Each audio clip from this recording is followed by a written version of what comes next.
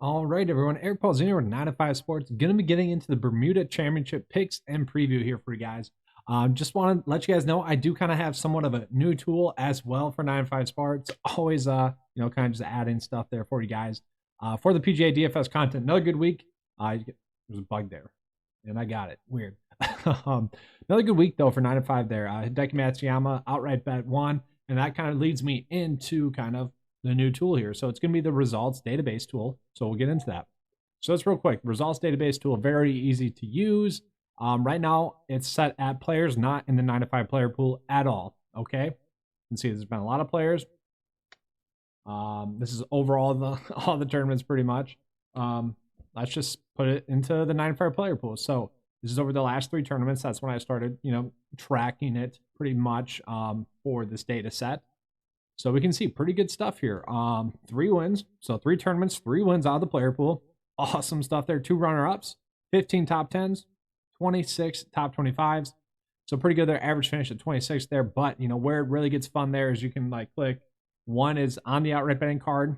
So we can see 2 wins, 2 runner-ups, 5 top 10s, 7 top 25s. So pretty great stuff there. And then we can see as opposed to it, not that good of stuff there.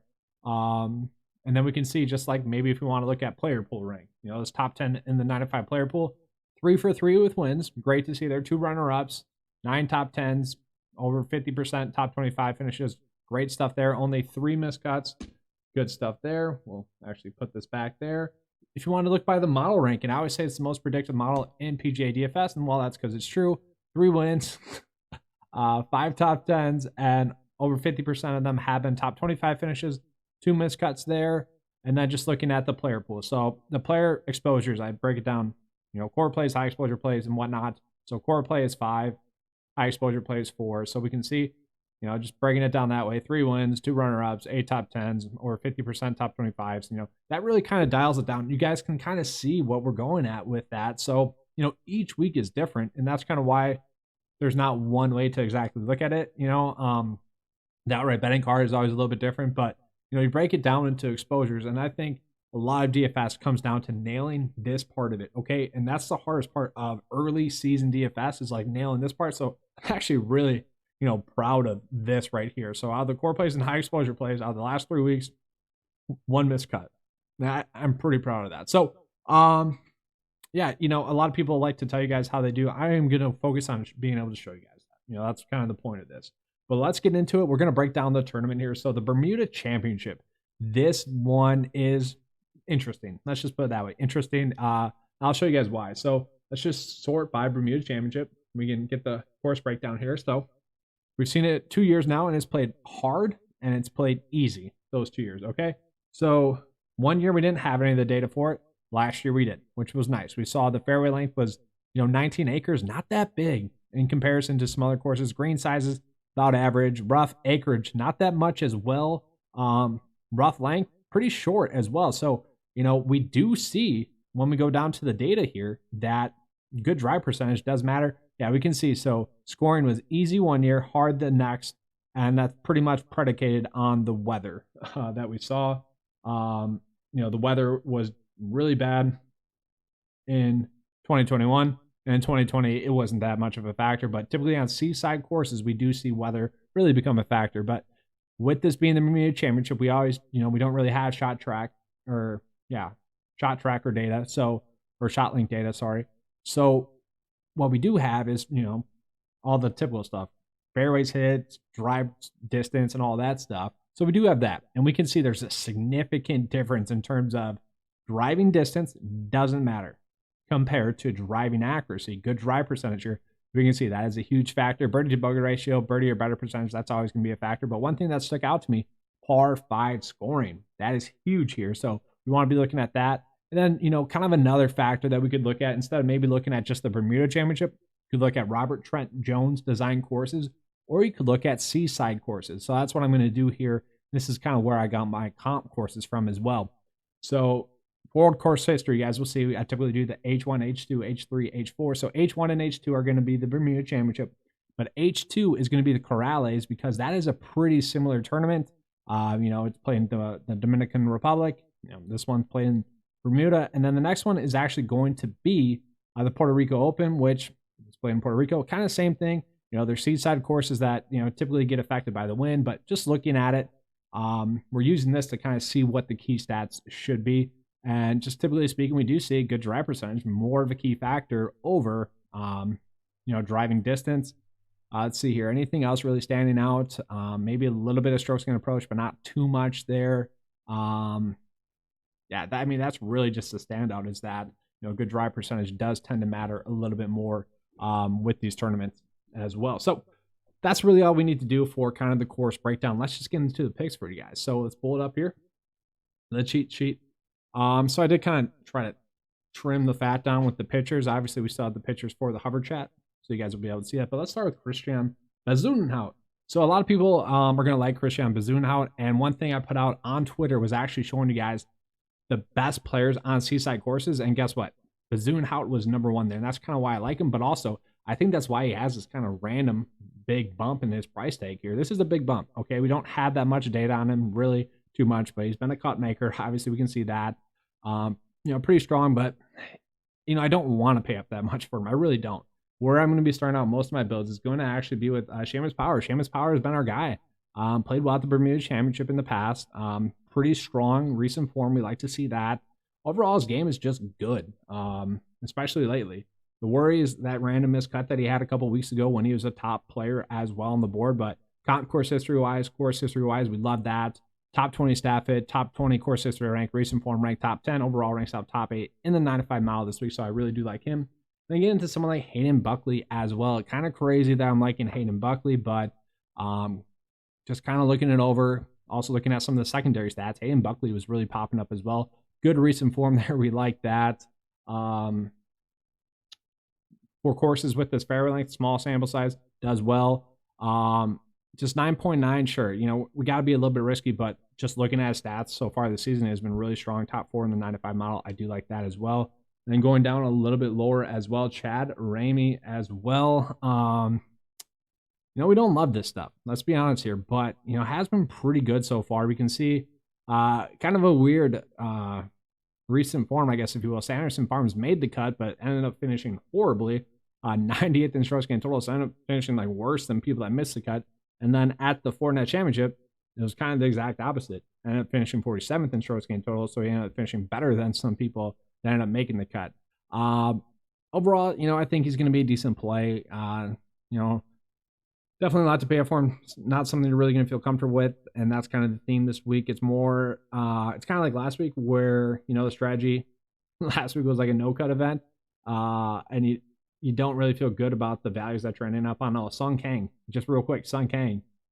He didn't finish all too well, but if you look at his DraftKings points scored, he was in the top 50%, which is exactly what we wanted him to do, which was kind of just a weird thing there. Lots of bogeys for him, and that's kind of what hurt him that tournament. And then just going down a little bit lower as well. Call me crazy with this, but I do not mind Danny Willett here as well. He has played well in these seaside type of courses as well. We look at that comp course history, 55th and 8th place finish, decent staff fit, top 10 in the 9-5 mile this week. Don't mind him as well. But now we're going to get down into someone like Denny McCarthy, a 4th and a 15th place finish here. Honestly, guys, he is a strong stat fit for this course, and it's kind of surprising to me. It probably is for you guys as well, but we look at those secondary stats, a little bit better in Bermuda greens. Everything else is pretty much even keel, which is something that I like. We can see strokes gained total for the most part has been pretty strong. Denny McCarthy at this price point, I think, makes a little bit more sense than some of those high tier price point plays. So I don't mind him at this price point. We're going to go down lower with Ryan Armour. It's pretty much just going to be looking at that course history. We like that. Not the best stat fit, but has played well at this tournament in the past. And, that's something I think we're just going to have to, deal with and chase this week. So don't love it, but that's kind of the week that we have. Then going down a little bit lower, two players that I really do like are going to be Mark Hubbard and Nick Hardy. Okay, both of them are on cut streak, 7 and 4. Both of them, decent stat fits, kind of checking the boxes that we want to see. Nick Hardy needs to score a little bit more in the par 5s, but overall, these two have been pretty strong stat fits, pretty strong with their game, or low tier price point. These guys are highly appealing to me this week, just given the recent form. Obviously, nice to see Mark Hubbard make a cut here, and then just pull it up a little bit further here with Mark Hubbard.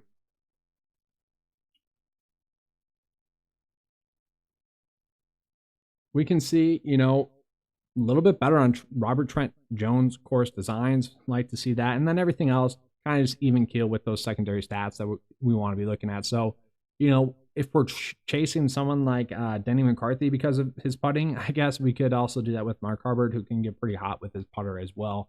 And then Nick Hardy. Nick Hardy is someone that plays well on seaside courses so far throughout his career. I do like him. He does putt a little bit better on Bermuda greens, something that, you know, kind of intriguing there. So don't mind him this week at that price point. And then getting lower here. Let's see. I need to look over to the cheat sheet. My cheat sheet. Oh yeah, the triple H's. That's what I was getting at. Beau Hossler. So Nick Hardy, Mark Hubbard, and now Beau Hossler. Kind of casually catching my eye here. 26th and a 24th place finish. Good stuff there for him. I guess okay recent form. Saved a lot with his putter really so far this season, and pretty good strokes getting around the green play. Has played a lot of Robert Trent Jones course designs over the past year. Like to see that, but that's really it. You know, we're kind of trying to find stuff with plays this low, and he's just someone that I kind of like this week as well. And then on last week's live stream, I think it was, I called out Peter Malnotti, and I kind of had a fun saying with him. So if you guys know that, good for you. I'm not going to repeat it just yet, but Peter Malnotti here, much better putter on Bermuda greens, much better player on Robert Trent Jones course designs, much better player on seaside courses as well. You know, strokes gained total in seaside courses, he ranks 58th, whereas, you know, normal tournament 74. So really a much better player, statistically speaking, for this tournament. And that kind of checked out with where he was ranking 39th in the 95 mile this week at this price point. That's something that's, you know, kind of intriguing to me. Now we're going to dive down into the value tiers here. Not good. Not pretty here in the value tier. There's really only one player that's really catching my eye, and then the next two are just, I could see a path where they do well.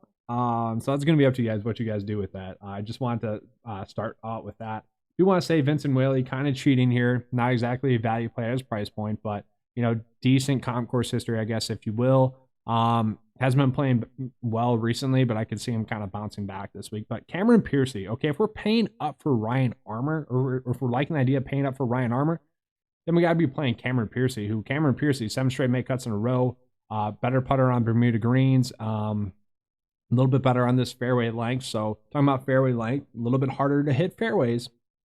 He does a little bit better on those. And then also, like, shorter courses, the length there, huge. Like 50% better on shorter tracks compared to a strokes gained total. So I like that as well. So Cameron Piercy, a guy that's been playing great golf, 2 made cuts here. I really don't get this price point. He's like the one player that really just stands out to me. It kind of goes back to players that are the correct plays given their price point, and you kind of just deal with it. That's Cameron Piercy this week. You know, if he doesn't do well this week, oh well, it was the right decision. You just kind of have to take those with golf. You know, golf is one of those things where sometimes players are just mispriced, and you just have to play them. Data tells us, you know, mental game tells us, I guess. That's Cameron Piercy this week. I really don't get the price point.